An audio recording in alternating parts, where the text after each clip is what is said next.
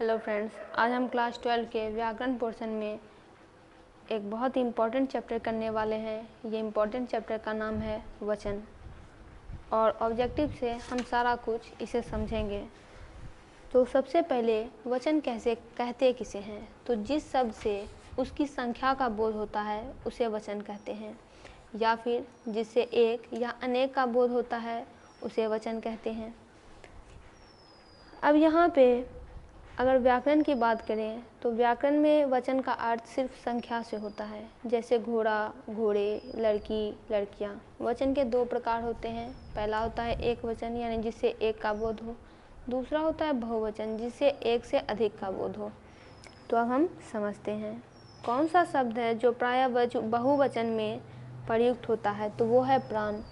हिंदी में प्राण शब्द हमेशा बहुवचन में ही प्रयुक्त होता है। आप इसे कहीं भी एक वचन में प्रयुक्त होते नहीं देखेंगे।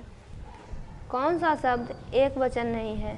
तो यहाँ पे हो जाएगा लोग। ये हमेशा बहुवचन में ही प्रयुक्त होता है। कौन सा शब्द एक वचन नहीं है? तो होश।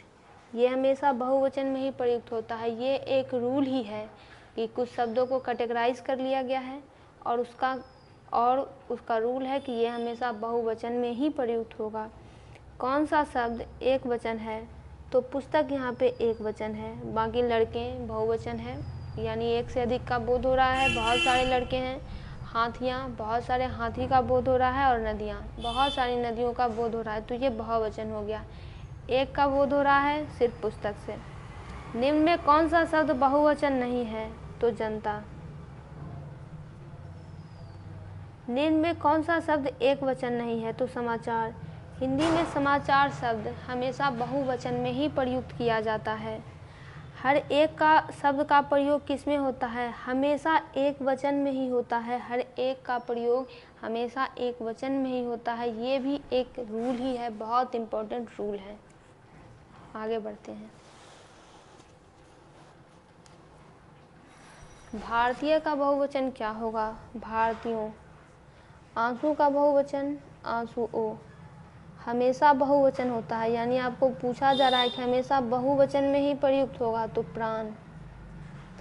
शुद्ध वचन कौन सा है? बालक शुद्ध वचन है। बालकों अशुद्ध नहीं है। यहाँ पे देखिए बालकों में आंसर नहीं दिया हुआ है। बालकाओं, बालका, ये सारे अशुद्ध शब्द हैं। कौन सा शब्द बहुवचन है? तो लड़के यहाँ पे बहुवचन है।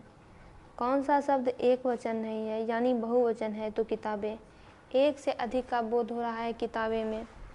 हिंदी भाषा में वचन कितने प्रकार के होते हैं? तो दो प्रकार के होते हैं। एक होता है एक वचन, दूसरा होता है बहुवचन। 2018 में 2022 में ये क्वेश्चन पूछा भी गया है।